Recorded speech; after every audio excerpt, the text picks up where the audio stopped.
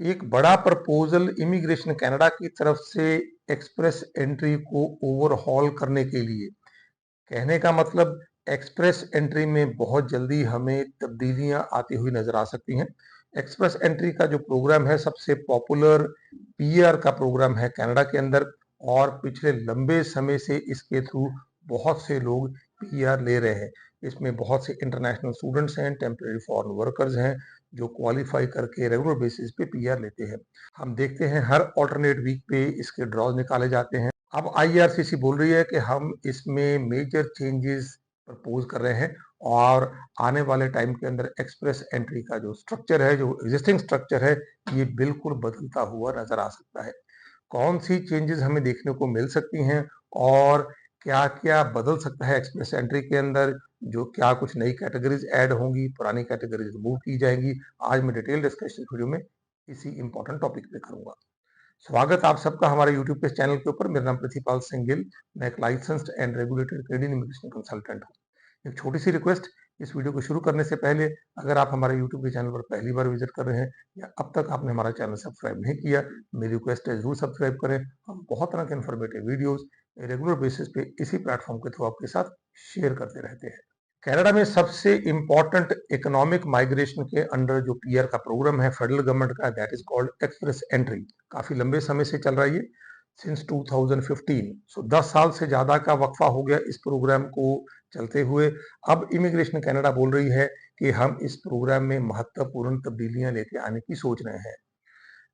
जो ये प्रोग्राम है इसके अंदर नॉर्मली 3 तरह की फर्दर क्लासेस हैं, जिसमें फेडरल स्किल्ड वर्कर प्रोग्राम है जो एक पहली क्लास है, क्रेडिट एक्सपीरियंस क्लास है दूसरी, और तीसरी है फेडरल स्किल्ड ट्रेड्स प्रोग्राम। ये 3 भागों में बटा हुआ ये प्रोग्राम है। हालांकि लेटली इसके अंदर कुछ कैटेगरीज भी ऐड की गई हैं। सो उन कैटेगरीज को तो शायद अमेंड नहीं किया जाएगा, वो कैटेगरीज ऐसे की जैसे हैं इसी तरह से चलती रहेंगी। बट ये जो 3 अलग अलग प्रोग्राम से एक्सप्रेस एंट्री के अंदर, federal skilled worker, credit experience class and federal skilled trades program, इनको खत्म कर दिया जाएगा।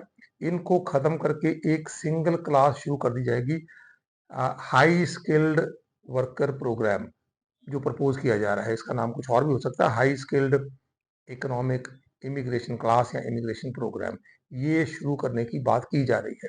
अब इसका क्या इम्पैक्ट होगा? सबसे बड़ी बात, जो 3 एग्जिस्टिंग प्रोग्राम हैं, इनकी जो रिक्वायरमेंट्स हैं, एंट्री रिक्वायरमेंट्स हैं, वो डिफरेंट है, अलग अलग हैं। फेडरल स्किल्ड वर्कर प्रोग्राम में कोई भी कैंडिडेट, चाहे वो आउटसाइड कनाडा हो, अगर वो मिनिमम रिक्वायरमेंट मीट करता है जिसके अंदर उसके पास कम से कम 1 साल का वर्क एक्सपीरियंस चाहिए, वो work experience anywhere in the world हो सकता है, और लैंग्वेज स्किल्स चाहिए उसके पास, उसकी भी एक मिनिमम रिक्वायरमेंट है। सिमिलरली क्रेडिट एक्सपीरियंस क्लास, इसके अंदर मेन रिक्वायरमेंट है कि जो कैंडिडेट है उसके पास बाकी तो जो फैक्टर्स हैं वो तो चाहिए चाहिए, बट मेनली उस इस क्लास के अंदर अगर आपने क्वालिफाई करना है तो कम से कम आपको 1 साल का क्रेडिट वर्क एक्सपीरियंस चाहिए। तीसरी है फेडरल स्किल्ड ट्रेड्स प्रोग्राम, जिसके अंदर जो लोग ट्रेड्स में काम करते हैं, कोई मैकेनिक है, अगर आप किसी कंस्ट्रक्शन ट्रेड में काम कर रहे हो, आप किसी इंजीनियरिंग ट्रेड में काम कर रहे हो, तो वो लोग क्वालिफाई करते हैं। तो ये 3 डिफरेंट तरह के प्रोग्राम्स हैं। इसके अलावा कैटेगरी स्पेसिफिक जो नई इंट्रोडक्शन हुई है। अब इन तीनों को खत्म करके एक नया सिंगल जो प्रोग्राम है वो लेके आने की बात हो रही है। अब इसमें जो कॉम्प्रिहेंसिव रैंकिंग सिस्टम है, सीआरएस स्कोर, वो अवार्ड किया जाता है। कैंडिडेट के अलग अलग फैक्टर्स हैं जो सामने रखने के बाद कैंडिडेट की एबिलिटी क्या है उसके बेसिस पे उसको सीआरएस स्कोर अवार्ड किया जाता है, कुछ पॉइंट्स अवार्ड किए जाते हैं, जिसको ये बोलते हैं कॉम्प्रिहेंसिव रैंकिंग सिस्टम, सीआरएस। इसमें एज का फैक्टर है, अगर आपकी एज 29 तक है then you get the maximum age के पॉइंट्स। 35 के बाद ये पॉइंट्स कम होने शुरू हो जाते हैं। तो इसमें भी अब तब्दीली लेके आने की संभावना है कि जो एज का फैक्टर है इसमें हो सकता है इसको ज़्यादा ना छेड़ा जाए, पर कुछ ना कुछ तब्दीली हो सकता है इसमें भी लेके आई जाए। दूसरा मेजर फैक्टर है आपकी एजुकेशन। एजुकेशन जो प्रपोज किया जा रहा है कि अगर आपके पास ग्रेड 12 है इक्वलेंट टू कैनेडियन एजुकेशन, तो आप इसमें क्वालिफाई कर पाओगे। अब तक क्या था, अगर आप फेडरल स्किल्ड वर्कर प्रोग्राम में एंटर कर रहे हो तो आपके पास कम से कम ग्रेजुएशन होनी चाहिए थी। फेडरल स्किल्ड ट्रेड्स प्रोग्राम के अंदर आपके पास अगर इवन आप ग्रेड 12 हो then also you qualify.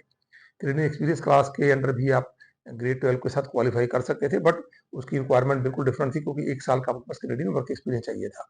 So education में भी कुछ चेंजेस प्रपोज की जा सकती हैं। हालांकि इसमें ये बोला जा रहा है कि अब इन तीनों प्रोग्राम्स के लिए मिनिमम जो रिक्वायरमेंट है वो ग्रेड 12 ही कर दी जाएगी। तीसरे नंबर पे आता था work experience, which is very important. अब वर्क एक्सपीरियंस में फॉरेन वर्क एक्सपीरियंस तो फेडरल स्किल्ड वर्कर प्रोग्राम के लिए था, और क्रेडिट एक्सपीरियंस क्लास के लिए मैंडेटरी था आपके पास कम से कम 1 साल का क्रेडिट वर्क एक्सपीरियंस। अब इसमें भी बहुत मेजर चेंजेस लेके आई जा सकती हैं। यहाँ पर 1 साल का क्रेडिट वर्क एक्सपीरियंस के कुछ पॉइंट्स मिलते थे, अगर एडिशनल 2 साल के या 3 साल के आपके पास वर्क एक्सपीरियंस है, उसके आपको और एक्स्ट्रा पॉइंट्स मिलते थे। अब यहाँ पे जो मेजर तब्दीली लेके आने की बात की जा रही है, दैट्स व्हाई ये बोल रहे हैं कि हम क्रेडिट एक्सपीरियंस क्लास को खत्म कर देंगे और एक सिंगल जो प्रोग्राम है वो शुरू कर देंगे। अब इसमें देखना पड़ेगा ये क्या लेके आते हैं नई चेंजेस, क्योंकि इसमें जो फॉरेन वर्क एक्सपीरियंस है और क्रेडिट वर्क एक्सपीरियंस अब नए प्रोग्राम के हिसाब से वो इकट्ठे ही कम्पीट करेंगे, जो बहुत बड़ा एक माइनस पॉइंट होगा स्पेशली उन लोगों के लिए जिनके पास क्रेडिट वर्क एक्सपीरियंस है। अब क्रेडिट वर्क एक्सपीरियंस की एक अलग इंपॉर्टेंस थी अब तक। अब उसको कैसे मेंटेन रखा जाएगा? क्या इसमें कुछ ऐसी तब्दीली लेके आई जाएगी कि अगर आपके पास 1 साल से ज़्यादा वर्क एक्सपीरियंस है, आपको और भी ज़्यादा पॉइंट्स मिल सकते हैं। बट जो प्रपोज किया जा रहा है उसके हिसाब से foreign work experience and credit work experience ये ऑलमोस्ट बराबर कर दिया जाएगा। अब तक क्या था कि क्रेडिट वर्क एक्सपीरियंस के आपको एक्स्ट्रा पॉइंट्स मिलते थे, फॉरेन वर्क एक्सपीरियंस के भी आपको एडिशनल पॉइंट्स मिलते थे। सो ये एक महत्वपूर्ण तब्दीली यहाँ पे लेके आई जा सकती है। इसके अलावा लैंग्वेज प्रोफिशिएंसी, ये एक बहुत महत्वपूर्ण फैक्टर था। इसमें काफ़ी ज़्यादा पॉइंट्स अवॉर्ड किए जाते थे। इसमें फेडरल स्किल्ड वर्कर प्रोग्राम के लिए आपको मिनिमम सीएलबी लेवल 7 लेना होता था, और बाकी कुछ ऐसे प्रोग्राम्स हैं जैसे सीईसी है, क्रेडिट एक्सपीरियंस क्लास, उसमें डिपेंड करता है आप किस टियर में काम कर रहे हो, कैसा आपके पास वर्क एक्सपीरियंस है, डिपेंडिंग ऑन दैट आपको मिनिमम लैंग्वेज की रिक्वायरमेंट चाहिए होती थी। ट्रेड्स के लिए सीएलबी लेवल 5 में भी आप क्वालिफाई कर जाते थे। नई प्रपोज चेंजेस के अंदर ये बोल रहे हैं कि हम सीएलबी लेवल 6 कर देंगे सबके लिए। तो मिनिमम जो बेंचमार्क होगा एक्सप्रेस एंट्री के अंदर, अगर आपने अपना कैंडिडेचर रखना है तो उसके लिए सीएलबी लेवल 6 कर दिया जाएगा। तीनों के तीनों जो आपकी अलग-अलग प्रोग्राम्स हैं। बात पक्की है कि लैंग्वेज के स्कोर जैसे अब भी काफ़ी ज़्यादा काउंट होते थे, आने वाले टाइम पे भी काफ़ी ज़्यादा काउंट होंगे। जॉब ऑफर के जो एडिशनल पॉइंट्स आपको मिलते थे वो मार्च 2025 में खत्म कर दिए गए थे। बट अभी जो इमिग्रेशन कनाडा ने कुछ समय पहले बात की थी, हमने उसके ऊपर वीडियो भी बनाया था कि जॉब ऑफर के पॉइंट्स वापस लेके आए जा सकते हैं। सो नए प्रपोजल के अंदर वो पॉइंट्स भी ऐड होंगे, but only for high wage occupations. अगर आपके पास हाई वेज ऑक्यूपेशंस की कोई जॉब ऑफर होगी, then only you will be eligible to get those points. इसके अलावा स्किल ट्रांसफरेबिलिटी, वहां भी अमेंडमेंट्स लेके आई जा सकती हैं। जो इंपॉर्टेंट चीज है कि कुछ ऐसे पॉइंट्स जो खत्म किए जा सकते हैं, खास तौर पे एडेप्टेबिलिटी पॉइंट्स, जिसके अंदर अगर आपके पास फ्रेंच लैंग्वेज आप कर लेते हो in addition to your first language, English आपने की है, उसके कुछ आपको एडिशनल पॉइंट्स मिलते थे, हो सकता है वो पॉइंट्स खत्म कर दिए जाएं।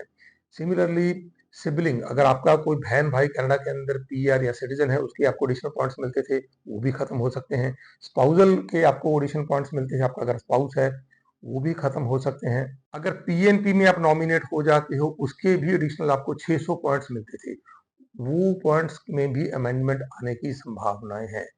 सो काफी बड़े लेवल पे ये जो नई चेंजेस हैं ये प्रपोज की जा रही हैं एक्सप्रेस एंट्री के अंदर।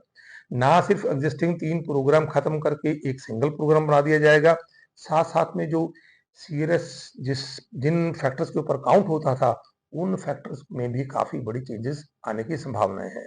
फेडरल स्किल्ड वर्कर प्रोग्राम के लिए आपको क्वालिफाई करने के लिए 67 पॉइंट्स चाहिए होते थे, उनको भी खत्म किया जा सकता है, जो प्रपोज किया जा रहा है। अब ये प्रपोजल है और इसकी जो कंसल्टेशंस हैं ये वेरी सून आने वाले अगले महीने में ही शुरू कर दी जाएंगी। बाय एंड ऑफ सितंबर 2026 कंसल्टेशंस खत्म हो जाएंगी। फिर जो अमेंडमेंट्स लेके आनी है वो देखा जाएगा, और संभवतः by beginning of next year और by middle of next year ये जो नया एक्सप्रेस एंट्री का प्रोग्राम है ये हमें शुरू होता हुआ नजर आ सकता है। इमीडिएटली अभी कुछ डरने की जरूरत नहीं है, इमीडिएटली जो चल रहा है सिस्टम वही चलेगा। 2026 में एक्सप्रेस एंट्री के अंदर कोई भी चेंजेस आने की संभावनाएं नहीं है, बट 2027 में नया प्रोग्राम एक्सप्रेस एंट्री का आने की पूरी पॉसिबिलिटी है। जो कैटेगरी स्पेसिफिक प्रोग्राम्स हैं ये ऐसे ही रखे जाएंगे जो बोल रही है इमिग्रेशन कनाडा। अब क्योंकि सीएस में ओवरऑल हो जाएगा सारा कुछ, जो आपके कॉम्प्रिहेंसिव रैंकिंग सिस्टम के अंदर पॉइंट्स काउंट होते थे वहां पे चेंजेस आएंगी। देखना पड़ेगा कि कैटेगरी बेस्ड प्रोग्राम के अंदर भी उसका क्या इम्पैक्ट आने वाले टाइम पे आता हुआ नजर आएगा। अब मेनली ये प्रोग्राम क्यों चेंज किया जा रहा है, इसके अंदर एक तो इमिग्रेशन कनाडा बोल रही है कि हम अपने प्रोग्राम की इंटेग्रिटी मेंटेन रखना चाहते हैं, जो कि काफ़ी पुराना हो गया है प्रोग्राम। तो अब कंडीशंस काफ़ी चेंज होगी, उस हिसाब से हम इसके अंदर प्रपोज चेंजेस लेके आ रहे हैं। और साथ साथ में जहाँ पर रिक्वायरमेंट्स हैं, लेबर शॉर्टेज है, उनको एड्रेस करना भी बहुत ज़रूरी था। सो उसके बेसिस पे भी जो एक्सप्रेस एंट्री है उसमें चेंजेस लेके आई जा रही हैं। सो लेबर शॉर्टेज को सामने रखकर भी ये प्रपोज चेंजेस हैं। साथ साथ में इकोनॉमिक माइग्रेशन के अंदर सबसे बड़ा फैक्टर होता है कि जो इमिग्रेंट कनाडा के अंदर आ रहे हैं, जिनको पीआर मिल रही है, उसका इकोनॉमिक बेनिफिट कनाडा को क्या होगा। सो उसको सामने रखकर भी ये नई जो चेंजेस हैं ये प्रपोज की जा रही हैं। कोशिश ये की जा रही है इमिग्रेशन कनाडा के द्वारा कि ऐसे लोगों को पीआर दी जाए जिनका बहुत बड़ा इकोनॉमिक बेनिफिट भी कनाडा को हो, और साथ साथ में जहाँ पर स्किल शॉर्टेज है लेबर की, वो जो सेक्टर्स है वहां पर भी बिजनेस को भी काफी फायदा हो। आने वाले टाइम पे एक्सप्रेस एंट्री के अंदर 2027 में हमें चेंजेस आती हुई नजर आएंगी। सीआरएस का स्ट्रक्चर भी काफी बदल जाएगा। सबसे बड़ी बात, कैनेडियन एक्सपीरियंस क्लास जो कैटेगरी है ये खत्म कर दी जाएगी।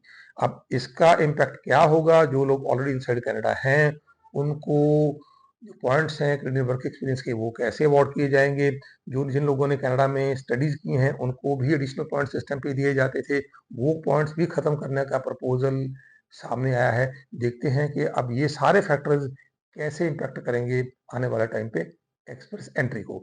अगर एक्सप्रेस एंट्री पूल के अंदर आपका प्रोफाइल है या आपको ऑलरेडी आईटीए आया हुआ है, आपको कोई घबराने की डरने की जरूरत नहीं है।